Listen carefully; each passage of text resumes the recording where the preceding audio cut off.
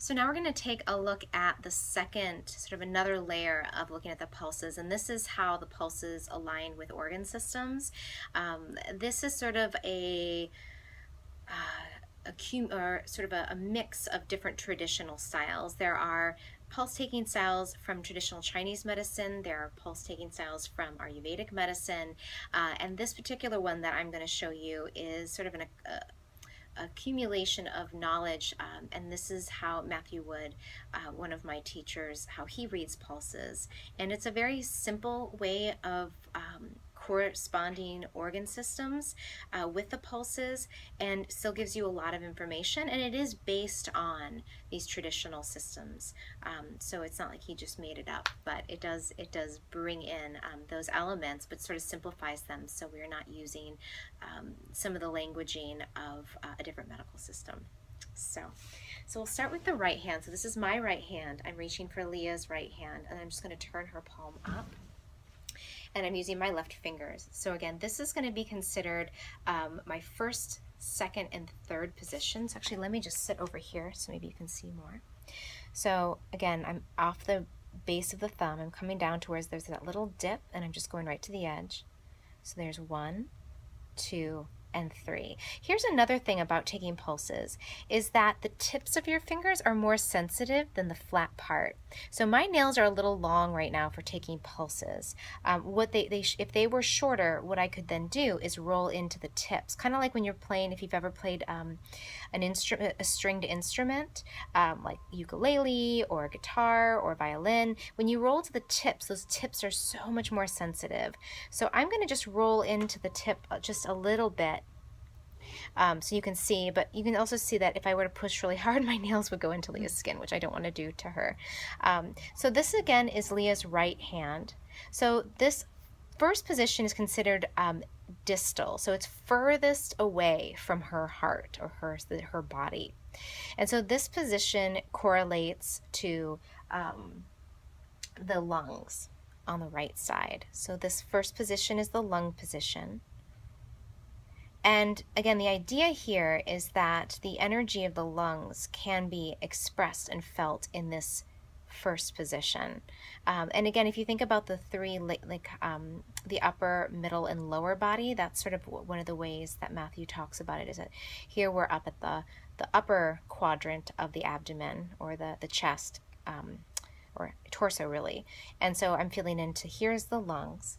And then the second position is the stomach. And it's also seen as the spleen.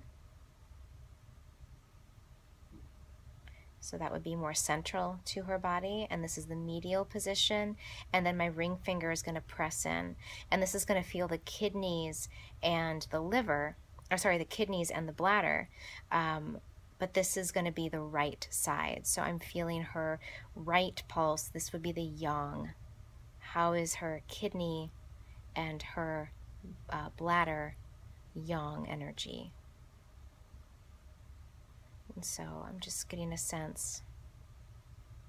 Lungs feel good. Lungs can be correlated to grief,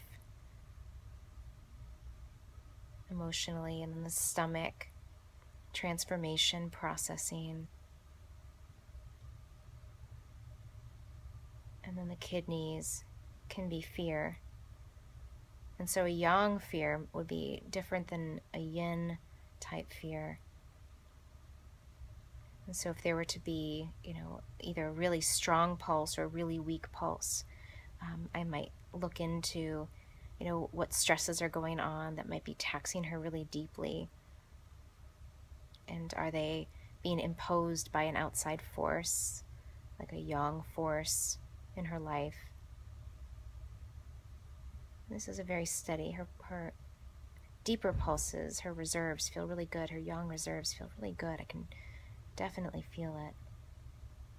Okay, so we'll go to the other side. Now my left hand is shaking her left hand, turning her palm up.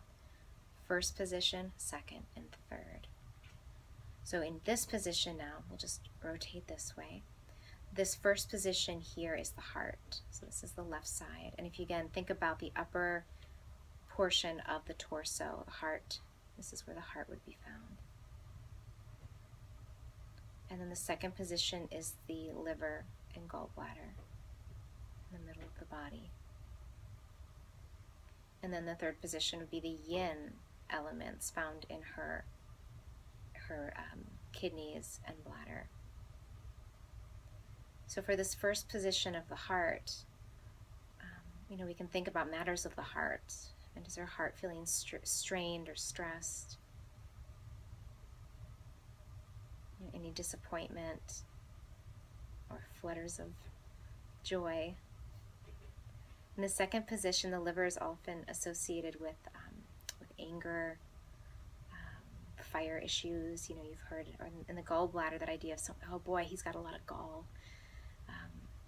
So sometimes we can feel tension, or sometimes we can feel emptiness and hollowness here. We're like, oh wow, their liver capacity is low. They need to get angry. They need to get some energy going in here.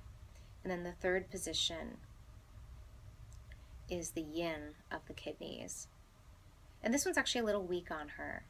So her yang felt good and strong, but for the yin, so this would be more of like that, her ability to feed herself and nourish herself. So the outside energy coming in is good for her kidneys and bladder, and she's probably drinking a good amount of water, but what is she doing with the water?